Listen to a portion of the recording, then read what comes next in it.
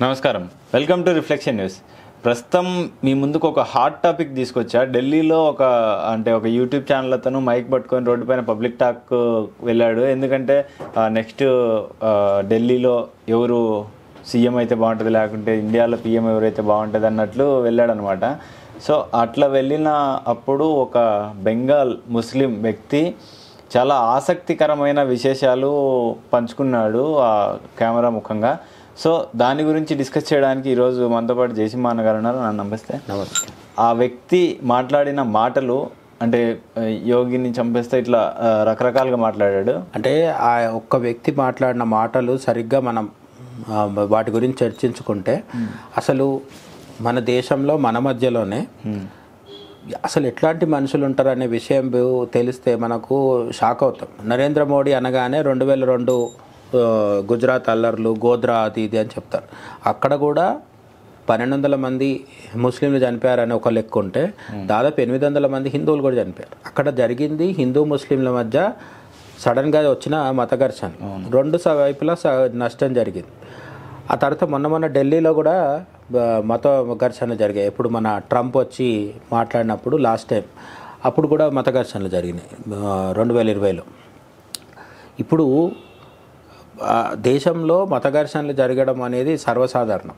మన దేశంలో నెహ్రూ ఉన్నప్పుడు, ఇందిరాగాంధీ ఉన్నప్పుడు కూడా జరిగేవి. రాజీవ్ గాంధీ ఉన్నప్పుడు కూడా. రాజీవ్ గాంధీ ఉన్నప్పుడే కదా 1984 సిక్ రయాట్స్ జరిగినాయి. ఢిల్లీలో సిక్కులను ఉచ్చకోతగా వచ్చింది ఎప్పుడు?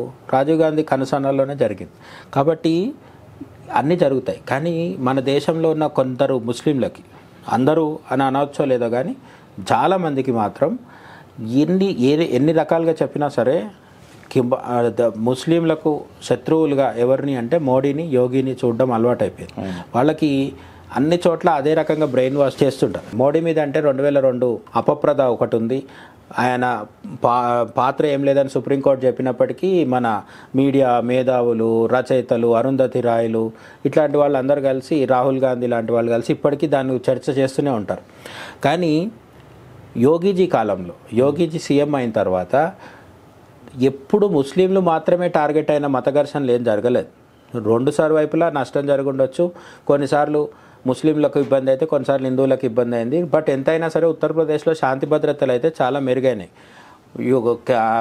ఏమంటారు, మన సమాజ్వాదీ పాలన ఉన్నప్పుడు, బీఎస్పీ పాలన ఉన్నప్పుడు, కాంగ్రెస్ పాలన ఉన్నప్పుడు భయపడుతూ బతికేవాళ్ళు. ఎవరు? హిందువులు, ముస్లింలు ఇద్దరిలో సామాన్యులకు ఎప్పుడు ఇబ్బందే. కానీ అటువంటి స్థితి నుంచి ఇప్పుడు యోగిజీ వచ్చిన తర్వాత కొంత మెరుగైంది అని మనం అనుకుంటున్నాం. రెండోది, అసలు యోగిజీ కాలంలో, యోగిజీ పాలన మొదలైన తర్వాత చట్టానికి వ్యతిరేకంగా ఎవరైనా ప్రవర్తిస్తే బుల్డోజర్ వెళ్తుంది. వాళ్ళు హిందువులైనా వెళ్తుంది, ముస్లింలైనా వెళ్తుంది. కేవలం ముస్లిం కాబట్టి యోగిజీ వీళ్ళని టార్గెట్ చేశాడని ఎక్కడా కనిపించట్లేదు మనకి. అయినా సరే కొందరు ముస్లింలకి యోగిజీ అంటే ఎంత ద్వేషం అంటే, ఇప్పుడు మనం మాట్లాడుకున్నాం కదా, డిసెంబర్ 13 రోజు ఖబర్ ఇండియా అనే ఒక యూట్యూబ్ ఛానల్ వాళ్ళు ఒక వీడియో అప్లోడ్ చేయడం జరిగింది. అదేంటి అంటే పబ్లిక్ ఒపీనియన్ తీసుకోవడానికి ఢిల్లీ వీధుల్లోకి వెళ్ళారు. ఎందుకు అంటే ఫిబ్రవరిలో ఢిల్లీ ఎలక్షన్స్ వస్తున్నాయి. ఈ ఢిల్లీ ఎలక్షన్స్ వస్తున్నాయి కాబట్టి ప్రజల మూడ్ ఎట్లుందో తెలుసుకుందామని వెళ్ళడం జరిగింది. అక్కడ మైక్ పెడితే మైక్ ముందరికి వచ్చింది ఎవరు అంటే ఒక బెంగాల్ నుంచి వచ్చి ఢిల్లీలో పనిచేస్తున్న ఒక మైగ్రెంట్ వర్కర్, వలస కార్మికుడు. అతను ఏం పని చేస్తాడు అనేది క్లారిటీ లేదు. కానీ మొత్తానికైతే బాగా చదువుకున్నవాడైతే కాదు, నార్మల్గా పుట్టకోటి కోసం వచ్చినవాడే. బెంగాల్ నుంచి ఇక్కడికి వచ్చిన తర్వాత ఆ ముస్లిం వ్యక్తి మైక్ ముందు చెప్పింది ఏంటంటే, బిస్మిల్లా అని తలుచుకొని నేను యోగిజీని తల నరికి చంపేస్తాను, బలిస్తాను అని చెప్తున్నాడు. హిందీలో చెప్పాడు ఈ విషయం. కాట్ దూంగా అని చెప్పి ఇది చెప్పాడు. అది మొత్తానికి చెప్పడమే కాకుండా మనం ఆ వీడియోలో చూస్తే యాక్షన్ కూడా చూపిస్తున్నాడు. ఇదంతా విన్నప్పుడు మన దేశంలో పరిస్థితి ఏంటంటే, మోడీకి, యోగికి ముస్లిం సామాజిక వర్గంలో శత్రువులు ఉండడం అసలు ఆశ్చర్యం కూడా కాదు మనం అనుకునేది. కానీ ఆ వ్యక్తి వీడియో చూసినప్పుడు ఎంత కసితో ఉన్నాడంటే, సామాన్యుడే, మళ్ళీ బెంగాల్ నుంచి వచ్చి ఇక్కడ ఢిల్లీలో పనిచేసుకుంటున్న పలానా వ్యక్తికి యోగిజీ వల్ల జరిగిన వ్యక్తిగత నష్టం ఏం లేదు. ఎందుకు యోగిజీని చంపేస్తాను అంటున్నావు నువ్వు అని అడగడం జరిగింది. యూట్యూబర్ పోయిన మైక్ పట్టుకొని పోయినాడు. అడిగితే ఏం చెప్తున్నాడంటే, మా మసీదులు ఇరగొట్టేస్తున్నాడు. యోగీజీ కూల్చేసిన మసీదులు ఎన్ని? ఏం లేదు. అయోధ్యలో రామాలయం కట్టింది అతనికి ఇంకా జీర్ణం అవ్వట్లేదు. అయోధ్య రామాలయానికి బదులు వాళ్ళు మసీదు కట్టుకుంటున్నారని కూడా అతనికి సంతృప్తి లేదు. అయోధ్యలో బాబ్రీ ప్లేస్లో మా మసీదు గుడి కట్టుకుంటారా, అందుకు యోగిని చంపేస్తాను అంటున్నాడు. ఇదంతా ఆయన చెప్తున్నాడు, వాళ్ళు ఎవరు పక్కకుండి చెప్పించింది కాదు, యూట్యూబ్ వాడు రెచ్చగొట్టలేదు, ఏం లేదు, మైక్ పెట్టగానే ఇవన్నీ చెప్తున్నాడు తనే. ఇంకోటి ఏంటంటే యోగిజీని చంపడానికి ఇంకో కారణం ఏంటంటే, చంపుతానని చెప్పడానికి ఇంకో కారణం ఏంటంటే మా మసీదులు కూల్చేస్తున్నాడు. అటనే ఈ మధ్యకాలంలో సంబల్లో కానీ ఎక్కడైనా సరే మసీదుల కింద ఉన్న గుళ్ళను బయటికి తీస్తున్నారు కదా, అది కూడా అతను తట్టుకోలేకపోతున్నాడు. చట్టపరంగా కోర్టు చెప్పిన వాటిని కూడా యోగి ఖాతాలో వేసేస్తున్నాడు. అంటే ఆ మనిషికి ఉన్మాదం ఏ స్థితిలో ఉందంటే, ఏ పని యోగి చేస్తున్నాడు, ఏ పని కోర్టు చేస్తుంది, ఏ పని అధికారులు చేస్తున్నారు, ఇవి ఏవి క్లారిటీ లేదు. ఏం జరిగినా ఆవులను బలించే కబేలాలు ఉంటాయి కదా, ఇప్పుడు అవి అక్రమంగా నడుస్తున్నాయి. యోగిజీ బ్యాన్ చేసింది ఇప్పుడు ఏదైనా సరే, బుల్డోజర్ యాక్షన్ మీద కూడా కోర్టుకు వెళ్ళడం జరిగింది. కోర్టు ఏం చెప్పింది, మీరు అక్రమంగా బుల్డోజర్ ఎవరి మీదకి పంపించొద్దు అని చెప్పింది. యోగిజీ ఇంతవరకు ఎవరి మీదకి అక్రమంగా పంపిలే. ఇల్లుగా అక్రమంగా కడితేనో, బిజినెస్ అదే ఏదైనా కట్టడాలు అక్రమంగా ఉంటేనో ఆ తప్పు చేసిన వాళ్ళ ఇంటి మీదకి బుల్డోజర్ వెళ్తుంది. వీడికి ఈ బెంగాల్ నుంచి వచ్చి కూర్చున్నవాడికి వీడి మీదకి పంపిద్దామన్నా, బుల్డోజర్ పంపిద్దామన్నా వీడి దగ్గర ఏముంటుంది? వీడు అసలు ఎక్కడో రెంట్కుండే మనిషి వీడు. కానీ వీడికి ఏం వ్యక్తిగత నష్టం జరగకున్నా సరే, ఏదో ఇంకో ముస్లింకి ఎవడికో జరిగిపోయింది అని వాడికి దుష్ప్రచారం చేస్తే దాన్ని నమ్ముతున్నాడు. యోగిజీ పంపించిన బుల్డోజర్లు హిందువుల మీద కూడా వెళ్ళినాయి. చాలాసార్లు హిందూ రౌడీ షీటర్లు, హిందూ గ్యాంగ్స్టర్లను కూడా ఎన్కౌంటర్లో యూపీ పోలీసులు వేసేయడం జరిగింది. ఇక ఆ గోవులకు ఉంటారు, ఆవుల్ని అక్రమంగా చంపేసే కబేలాలు ఉంటాయి కదా, అవి బ్యాన్ చేయమని చెప్పి ప్రభుత్వం చెప్తుంది, రాజ్యాంగం చెప్తుంది. కోర్టులు ఉన్నాయి కదా, కోర్టులకు వెళ్ళినా కూడా అక్కడ ఏం అవకాశం లేదు. కోర్టులలో పని కాకున్నా సరే, ఏదైనా సరే అన్నిటికీ అడ్డుగా కనిపిస్తుంది ఎవరంటే యోగిజీ. యోగిజీని చంపేస్తే హ్యాపీగా ఉంటుందని వాడి ఫీలింగ్, పర్సనల్ ఫీలింగ్. అయితే స్టోరీ ఇక్కడితో అయిపోతుంది. అసలు ట్విస్ట్ ఏంటంటే, యోగిజీని ద్వేషించడం, సగటు ముస్లిం యోగిజీని ద్వేషించడం అంటే సరే, మనం ఇక అది టేకన్ ఫర్ గ్రాంటెడ్. మన దేశంలో ఇది ఎప్పుడు జరుగుతూనే ఉంటుంది. ఫస్ట్ అద్వానీ అన్నారు, తర్వాత మోడీ అన్నారు, ఇప్పుడు యోగి అంటున్నారు, రేపు హిమంత బిశ్వ అనొచ్చు, ఇంకొకటి అట్లా వీళ్ళకి ఎప్పుడూ ఎవరో ఒక టార్గెట్ ఉంటారు. అయితే ఈ బెంగాల్ నుంచి వచ్చి ఢిల్లీలో పనిచేసుకుంటున్న వాడు చెప్తుంది ఏంటంటే, ఆమ్ ఆద్మీ పార్టీకి ఓటేయడంటే ఈసారి ఎవరికి వేస్తావు నువ్వు అంటే, రాహుల్ గాంధీ గుడ్ లీడర్, రాహుల్ గాంధీ మంచి నాయకుడు, మేము ఆయనకి వేస్తామంటున్నాడు. ఇక్కడ మనం క్లియర్గా అర్థం చేసుకోవాల్సింది ఒకటి, దేశవ్యాప్తంగా ముస్లిం ఓటర్లని తమ వైపు దింపుకోవడం కోసము కాంగ్రెస్ పార్టీ, ముఖ్యంగా రాహుల్ గాంధీ, వీళ్ళు చేస్తున్న ఓవర్ యాక్షన్ అనేది వాళ్ళ మీద ప్రభావం చూపిస్తుంది. వయనాడులో 3 లక్షలు 4 లక్షల మెజార్టీతో వరుస పెట్టి రాహుల్ గాంధీ, ప్రియాంక గాంధీ ఎందుకు గెలుస్తున్నారు? వయనాడులో ఎవరు ఓట్లు ఉన్నాయి? అట్లనే దేశవ్యాప్తంగా కూడా ముస్లింలు ఎందుకు కాంగ్రెస్నే ఓటుకుంటున్నారు అంటే, ఒక దశలో ఇప్పుడు అక్కడ ఉండే స్థానిక పార్టీలు, అది సమాజ్వాదీ కావచ్చు, బీఎస్పీ కావచ్చు, లేకపోతే ఇంకేదైనా పార్టీ కావచ్చు, అన్నిటిని పక్కన పెట్టి కాంగ్రెస్కే ఓటేద్దామని ప్లాన్ చేస్తున్నారు. ఎందుకు అంటే, జాతీయ స్థాయిలో బీజేపీని పక్కకు పెట్టి రావాలి అధికారంలో కంటే కాంగ్రెస్కే సాధ్యం. అదే ఇప్పుడు ఢిల్లీలో కూడా జరగబోతుంది. ఫిబ్రవరిలో ఆమ్ ఆద్మీ పార్టీ ఓడిపోతుంది అనేది దాదాపు అందరికీ తెలిసిపోయింది. లేదంటే సీట్లు తగ్గిపోవచ్చు. ఒకప్పుడు 67 సీట్లు వచ్చినాయి కదా, 70 సీట్ల అసెంబ్లీలో 67 వచ్చినాయి అరవింద్ కేజ్రీవాల్కి. ఈ బెంగాల్ నుంచి వచ్చి యూట్యూబర్కి బయట ఇచ్చిన వాళ్ళు చెప్తుంది ఏం తెలుసా, ఫ్రీ ఎలక్ట్రిసిటీ వస్తుంది, మాకు ఫ్రీ వాటర్ వస్తున్నాయి, అన్ని ఫ్రీగా వస్తున్నాయి, అయినా సరే మేము ఆమ్ ఆద్మీ పార్టీకి వేయమంటున్నారు. ఇక్కడ వాళ్ళ థింకింగ్, వాళ్ళ ఆలోచన ధోరణి చూస్తే మనకు అర్థమైపోతుంది వాళ్ళకి మతం ఎంత ఇంపార్టెంట్, మతోన్మాదం ఎంత ఇంపార్టెంట్ అని. అన్నీ ఇచ్చినా సరే కేజ్రీవాల్కి వేయరంట. ఈసారి రాహుల్ గాంధీకి వేస్తామని చెప్తున్నారు.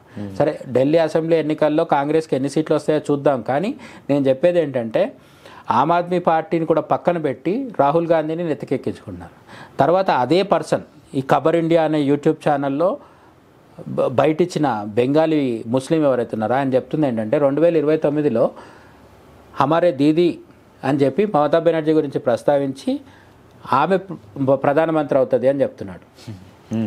బెంగాలీ ముఖ్యమంత్రి ఎవరైతే ఉన్నారో మమతా బెనర్జీ, ఆమె ప్రధానమంత్రి అవుతుందంట ఎప్పుడు 2029లో. ఇది ఖచ్చితంగా నవ్వాల్సిన విషయమే.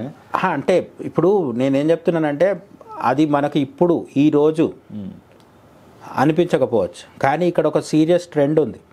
అదే అతను ఆలోచించినట్టే ఈ దేశంలో చాలామంది మెజారిటీ ముస్లింలు ఆలోచిస్తున్నారా లేదా అనేది మనకు గుర్తుపెట్టుకోవాలి. మోడీ, యోగి మాకు ఎంత మంచి చేసినా సరే, ఇల్లు కట్టించినా, ఎలక్ట్రిసిటీ ఇచ్చినా, మేము మాత్రం ఓటు మమతా బెనర్జీకి, రాహుల్ గాంధీకి వేస్తామని డిసైడ్ అయ్యారు వాళ్ళు. ఎందుకు వేస్తారు అంటే ఈ దేశంలో మేము తిండి లేకుండా, ఎలక్ట్రిసిటీ లేకుండా, ఉద్యోగాలు లేకుండా చస్తూ బతుకుతాం, అయినా సరే మా మతం సేఫ్గా ఉండాలి. పోనీ నిజంగా మోడీ వచ్చిన 10 ఏళ్ళు అయిపోయింది కదా, ఈ 10 ఏళ్లలో భారతదేశంలో ఉన్న ముస్లింలకు ఇస్లాంకి వచ్చిన నష్టం ఏంటి? అయోధ్యలో గుడి కట్టడం వల్ల వీళ్ళు ఏమైనా సంఖ్య తగ్గిపోయిందా? వీళ్ళని ఎవరైనా ఊచకోత కోసారా? యోగి వచ్చిన తర్వాత యూపీలో ముస్లింల మీద ఎన్ని దాడులు జరిగినాయి? వీళ్ళకి ఏమీ పట్టదు, కేవలం బయట మీడియా మేధావులు, సెక్యులరిస్టులు వీళ్ళు చెప్పేవి నమ్ముతారు, లేదంటే మసీదుల్లో వాళ్ళ గురువులు చెప్పేవి నమ్ముతారు. ఈ ప్రభావం ఎక్కడి దాకా వచ్చిందంటే మమతా బెనర్జీ కావాలంట ప్రధానమంత్రిగా.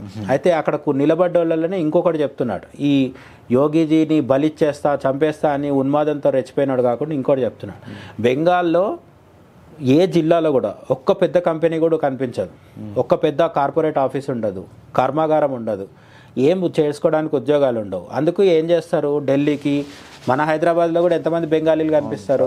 బీహార్ తర్వాత ఎక్కువ మంది బెంగాలీలే కదా వలస కూలీలుగా పనిచేసేది. వీళ్ళందరూ అక్కడ నుంచి ఎందుకు వస్తున్నారు? మమతా బెనర్జీ ఉద్యోగాలు ఇవ్వదు కాబట్టి. మమతా బెనర్జీ ఉద్యోగాలు ఇవ్వకున్నా సరే వీళ్ళు ఢిల్లీకి, చెన్నైకి, బెంగళూరుకి అన్ని చోట్ల వచ్చి స్థిరపడి ఇక్కడ కూడా తమ జిహాద్ కొనసాగిస్తూ యోగిని, మోడీని చంపడానికి ప్లాన్ చేసుకుంటూ ఉంటారు. వీళ్ళకు మళ్ళీ ప్రధానమంత్రికి కూడా ఎవరు కావాలి? మమతా బెనర్జీ కావాలి. మమతా బెనర్జీ వస్తే ఏమవుతుంది? మొత్తం దేశం కూడా బెంగాల్ లాగా తయారవుతుంది. ఇక్కడ ఎవరికి ఉద్యోగాలు ఉండవు, ఒకడు కొట్టుకొని చేస్తుంటాడు, వాళ్ళ మతాన్ని పై చేయి అవ్వాలి. మమతా బెనర్జీ ఉంటే ఏ మతాన్ని పై చేయి అవుతుంది మనకు తెలిసిందే కదా.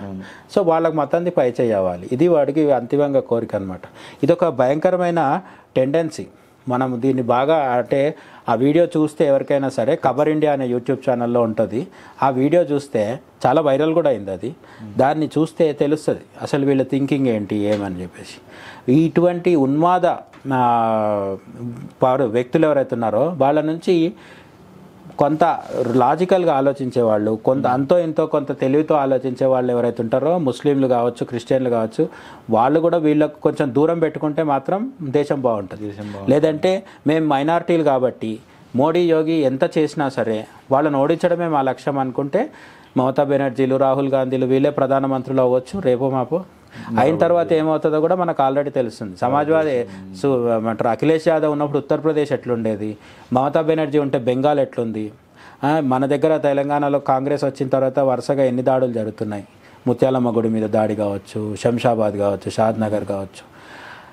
అంటే కాంగ్రెస్ పాలన, కొన్ని ప్రాంతీయ పార్టీల పాలన ఇవి ఉన్న దగ్గర ఎట్లుంది, బీజేపీ ఉన్న దగ్గర ఎట్లుంది? బీజేపీ గుజరాత్లో దాదాపు 25 సంవత్సరాల నుంచి కదా బీజేపీ ఉంది. అక్కడ ముస్లింలకు వచ్చిన నష్టం ఏముంది? ఇప్పటివరకు ఏం జరగలేదు కదా. దేశం మొత్తంలో ప్రభుత్వ ఉద్యోగాలు ఎక్కువ ఉండేది గుజరాతీ ముస్లింలే. అయినా సరే మంచి జరిగినా చెడు జరిగినా సరే బీజేపీని వ్యతిరేకించడం, మోడీ యోగిని చంపాలని ఉవ్విళ్ళూరడం, తహతలాడడం, ఇది చాలా డేంజరస్ సిగ్నల్. దీని మీద అందరు కూడా ఆలోచించాల్సిన అవసరం. అర్థమైంది కదా, ఖచ్చితంగా చూడండి ఆ వీడియో యూట్యూబ్ ఛానల్లోకి వెళ్ళి. ఎందుకంటే ఇంత కరుడు కట్టిన తీవ్రవాదుల్లాగా వాళ్ళ బ్రెయిన్ వాష్ చేయడం జరుగుతుంది. ఎవరైతే కాంగ్రెస్ పార్టీ లీడర్ ఉన్నాడో, లేకుంటే మమతా బెనర్జీ కానీ, ఈ రాహుల్ గాంధీ కానీ, వాళ్ళ బ్రెయిన్ వాష్ అంత దారుణంగా చేస్తున్నారు. ముస్లిమ్స్ పైన మన భారతదేశంలో మోడీ, యోగి ఏదో పెద్ద అటాక్ చేసి వాళ్ళని చంపేస్తున్నాడు అన్నట్లు వాళ్ళ బ్రెయిన్ వాష్ చేసి ఇట్లా చేస్తున్నారు. అతను ఒక కెమెరా ముందు, ఒక భారత పౌరుడిగా ఉండి కెమెరా ముందుకు వచ్చి ఒక రాష్ట్ర సీఎం తల నరుకుతా అని మాట్లాడుతున్నాడు. ఎంత బ్రెయిన్ వాష్ అంటే అతను అట్లా మాట్లాడతాడు. సో ఇట్లాంటి వాళ్ళు చాలామంది తయారవుతున్నారు, జాగ్రత్తగా ఉండండి. అండ్ ఫేక్ న్యూస్ను పక్కన పెట్టి ఏదైతే మీకు ఇన్ఫర్మేటివ్గా ఉంది, అది కరెక్ట్ ఫ్యాక్ట్ చెక్ ఉండేది ఏదైతే ఉందో అది తెలుసుకొని అది ఆ ఛానల్ చూసి మీరు ఫాలో అవ్వడం బెటర్. ఎందుకంటే ఫేక్ న్యూస్ వల్ల అతనికి బ్రెయిన్ వాష్ అయినట్టు మీకు కూడా బ్రెయిన్ వాష్ అవ్వచ్చు. సో ఇట్లాంటి చాలా జరుగుతున్నాయి భారతదేశంలో. ఇట్లాంటి మరిన్ని అప్డేట్స్ కోసం రిఫ్లెక్షన్ న్యూస్ని సబ్స్క్రైబ్ చేసుకోండి. కామెంట్ చేయండి, మీకు ఏమైనా డౌట్ ఉంటే కామెంట్ చేయండి. లేదా మీ చుట్టుపక్కల ఇట్లాంటివి ఏమైనా జరిగితే దాని గురించి కూడా చెప్పండి, దాని గురించి కూడా మాట్లాడదాం. వీడియో లైక్ చేయండి, షేర్ చేయండి. జై హింద్. జై హింద్.